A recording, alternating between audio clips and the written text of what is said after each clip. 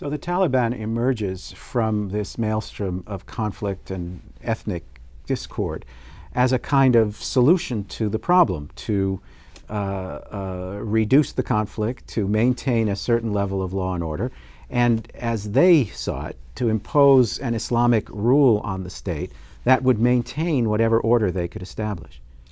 The formation of the Taliban is a fascinating story. They came largely from southern Afghanistan, which is the most conservative part of Pashtun culture. And Kandahar and that region at the time was a complete basket case. I worked on cross-border operations into southern Afghanistan at the time.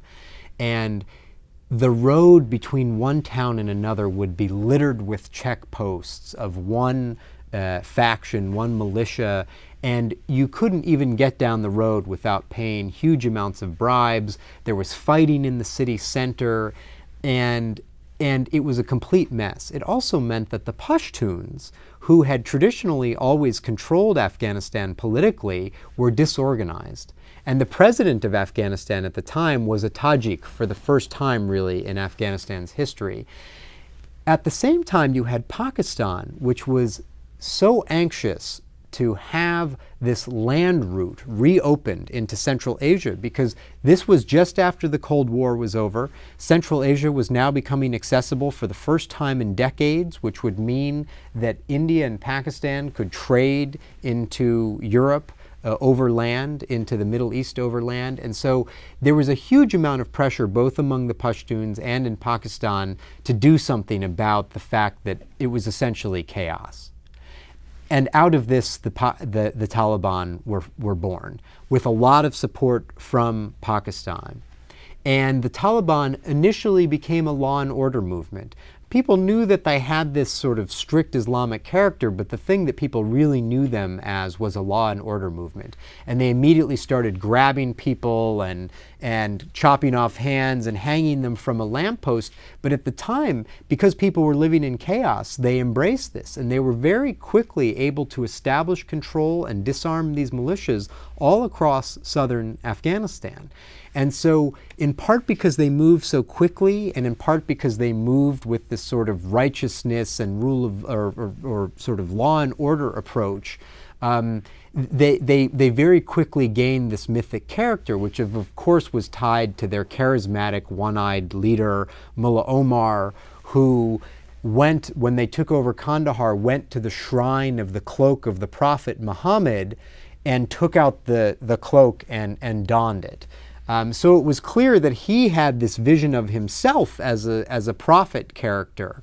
And when you combine that with the fact that people were so hungry for some kind of change, and they were able to bring it very quickly to significant parts of southern Afghanistan, they had an enormous amount of momentum. What's the role of the Pakistani secret services in the Taliban's rise and hold over Afghanistan through the 90s? It's enormous. While this story is happening, you essentially have the rest of the world pulling out of Afghanistan.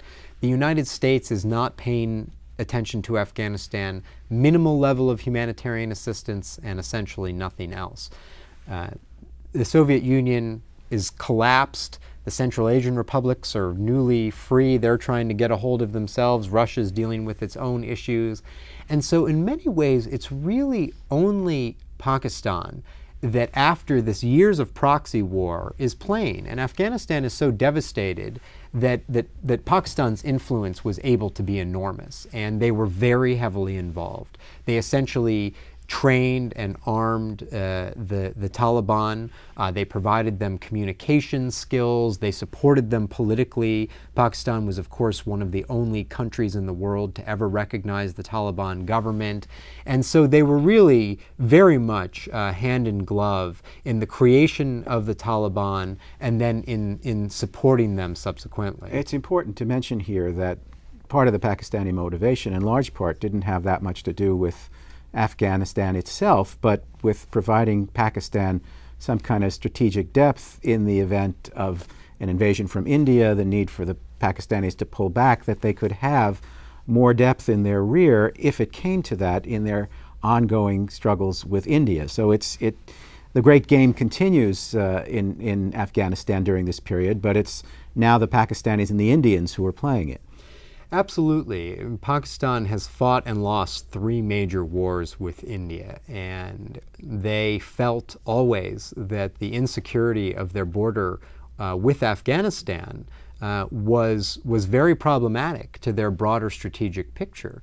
And so having a friendly government in Kabul was absolutely first priority, and having a government that wouldn't start to play these games about the border and talking about the improperness of the border between Afghanistan and Pakistan, or the invalidity of that border.